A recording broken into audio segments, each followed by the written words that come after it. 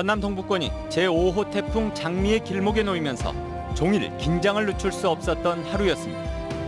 하지만 예상보다는 낮은 강도로 지역을 비껴 스쳐 지나가 한숨을 돌릴 수 있었습니다. 좀 덜 오는 것 같아서 돌아다니거나 할 거는 다닐만 한 것 같아요. 하지만 장기화되는 집중호우의 피해 상황은 생각보다 심각했습니다. 장난이 아니에요 지금.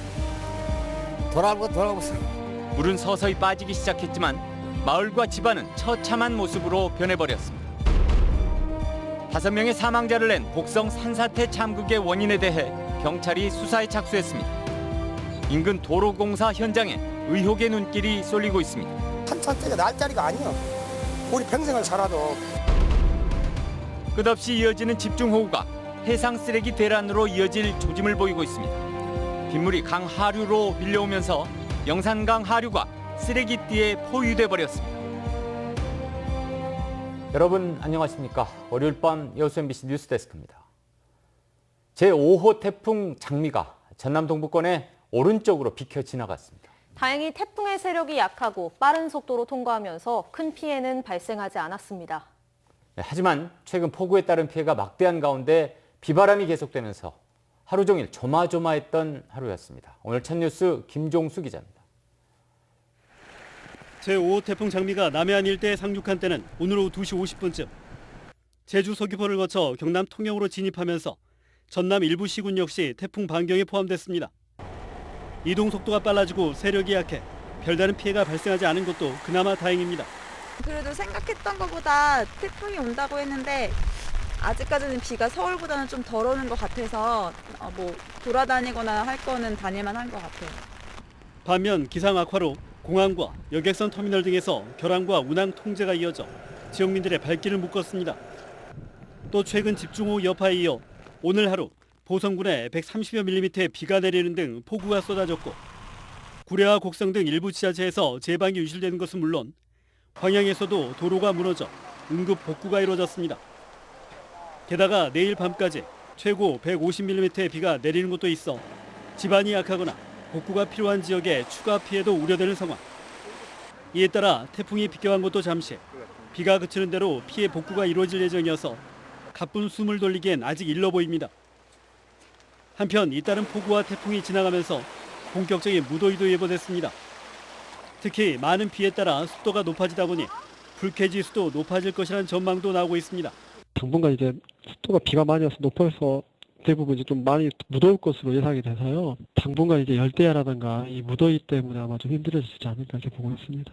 한편 국가태풍센터는 태평양 인근의 해수면 온도가 평년보다 높게 유지돼 앞으로 초강력 태풍이 올 가능성도 있다며 철저한 대비를 당부했습니다. MBC 뉴스 김종수입니다. 네, 이처럼 태풍은 다행히 큰 탈 없이 지나갔지만 문제는 비 피해입니다. 지난 주말 호우 피해를 입은 섬진강 인근 마을들은 그야말로 망연자실입니다. 우리 지역에서 특히 침수 피해가 컸던 건 순천 황전면인데요. 주민들은 처참하게 변해버린 마을 모습에 한숨만 내쉬고 있습니다. 조희원 기자가 취재했습니다.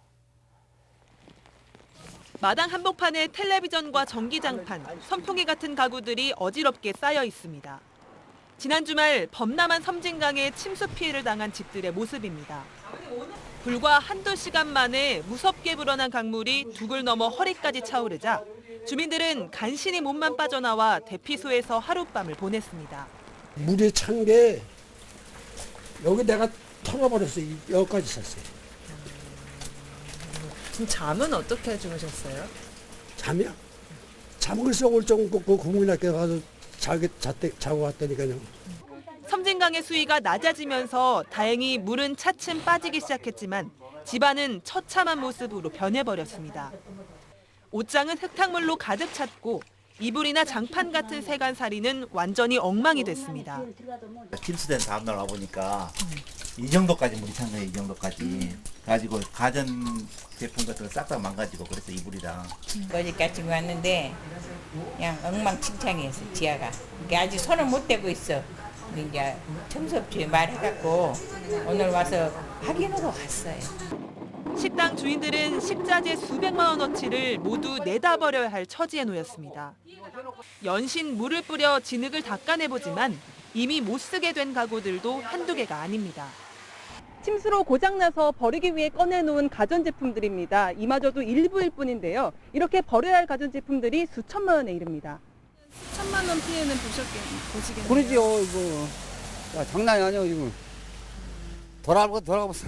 막막한 주민들은 조금의 도움이라도 받을 수 있길 기대하고 있습니다. 다 침수가 됐으니까 뭐 어떻게 한 달 동안 장사를 못 하잖아요. 이게 장사 뭐 할 수 있게끔 뭐 대책을 세워주신다든가 아니면 재난지역으로 해주셨으면 좋겠고 그게 바람이죠. 한편 순천시는 황전면의 침수 피해 상황이 특별 재난지역 선포 요건에 해당한다고 보고 정부의 현장 조사를 요청했습니다. MBC 뉴스 조이원입니다. 네, 5명이 숨졌던 곡성 산사태 사고의 원인을 밝혀내기 위해 관계기관이 본격적인 조사에 착수했습니다. 마을 주민들은 인근의 도로공사 때문에 집안이 약해진 탓이라고 주장하고 있습니다. 남궁욱 기자가 취재했습니다. 5명의 목숨을 앗아간 곡성 산사태 사고. 일부 마을 주민들은 산사태의 원인으로 인근의 도로 확장 공사를 지목합니다. 도로 확장을 위한 발파 작업이 여러 번 있었고 이 진동으로 집안이 약해져 산사태가 났다는 겁니다. 저기서 발파를 하게 되면 발파도 약하기도 아니고 동네 사람이 다 알다시피 알게처럼 쿵쿵 소리가 나더라. 산사태가 날 자리가 아니야. 우리 평생을 살아도. 산사태가 발생한 지점에서는 지난해 12월부터 국도 15호선의 확장 공사가 진행되고 있었고 발파 작업이 있었던 곳은 산사태 발생 지점과 직선 거리로 300m 정도 떨어져 있습니다. 경찰도 발파 작업과 산사태와의 관련성을 포함한 사고 원인에 대해 본격적인 수사에 착수했습니다. 곡성경찰서는 과학수사대와 전문가 등을 투입해 산사태의 원인이 도로공사 때문인지 아니면 폭우와 같은 다른 이유인지에 대해 수사를 벌이고 있습니다. 일단 발파 주변에 우리는 복도구에 두 군데가 있잖아요. 네. 크기는 전혀 무너져 내린 현상이 전혀 없어요. 나중에 뭐 발파 그것이 뭐 집안 천하다 흔들어 놓을 수 있냐 없냐. 그럼 나중에 우리 또 전문가한테 의뢰를 해야 될 상황이겠죠. 도로 확장 공사의 주체인 전라남도 도로관리사업소는 우선 발파 작업으로 인한 토사 유출은 아닌 것으로 보고 있습니다.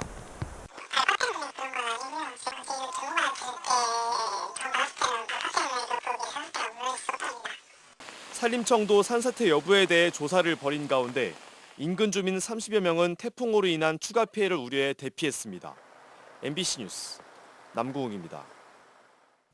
김영록 전남도지사가 도내 7개 시군 지역에 대해 특별 재난지역 선포를 요청했습니다. 김영록 전남도지사는 호우 피해 점검을 위해 전남을 찾은 정세균 국무총리와 만나 피해가 심각한 구례와 나주, 곡성 등 도내 7개 시군 지역에 대해 특별 재난지역으로 추가 선포해 줄 것을 요청했습니다. 김 지사는 또 코로나19로 어려운 지방 재정에 부담이 가중될 우려를 제기하며 이번 수해 복구와 관련한 국비 지원도 확대해 줄 것을 건의했습니다. 한편 이번 집중호우에 따른 전남 지역 피해는 인명피해 10명을 비롯해 주택피해 1,890여 동, 농경지 침수 6,200여 헥타, 하천 제방과 도로 범면 유실 120여 개소 등으로 집계되고 있습니다. 정의당도 전남도를 특별 재난구역으로 선포해 줄 것을 촉구했습니다. 정의당 전남도당은 논평에서 주민들의 조속한 일상 복귀를 위해 특별 재난구역 선포와 추경 예산 편성을 강조하고 이를 위해 적극적으로 협력하겠다고 강조했습니다. 코로나19로 인해 재난관리기금 상당액이 지출되면서 수해복구 지원에 비상이 걸렸습니다. 전라남도는 올해 재난관리기금으로 304억 원을 적립했지만 코로나19 긴급생활비 지원 등에 204억 원을 지출했고 법정 의무 예치금 99억 원을 감안하면 현재 집행 가능한 기금은 1억 원에 불과합니다. 더욱이 재난관리기금은 공공시설 피해복구에만 사용이 가능해 민간 사유재산 피해복구 지원은 불가능한 상황입니다. 구례 침수 지역 방역에 도내 6개 시군이 동참하기로 했습니다. 전라남도는 여수와 순천, 고흥, 보성 등 6개 시군보건소의 자발적인 협조를 받아 지난 9일 누적 강수량 541mm의 폭우로 침수된 구례군 지역의 수인성 감염병 예방을 위해 분무, 연막 등 긴급 방역에 나섰습니다. 한편 전라남도는 이번 호우로 도내 전 지역에 마스크 8,000개와 손소독제 440개 등 방역 물품을 지원했으며 주민 대피시설 내의 코로나19 등 예방 활동도 강화할 계획입니다. 집중호우로 침수 피해를 입은 납골당의 유골을 광주시가 재화장 조치하도록 지원하기로 했습니다. 광주시는 침수 사고가 발생한 북구 독림동의 사설 납골당 유가족과 협의해 유골 수습 절차에 들어갔다고 밝혔습니다. 이를 위해 광주 영락공원에서 재화장 절차를 신속하게 마무리 지을 수 있도록 지원하고 전남과 전북의 화장로도 이용할 수 있도록 할 계획입니다.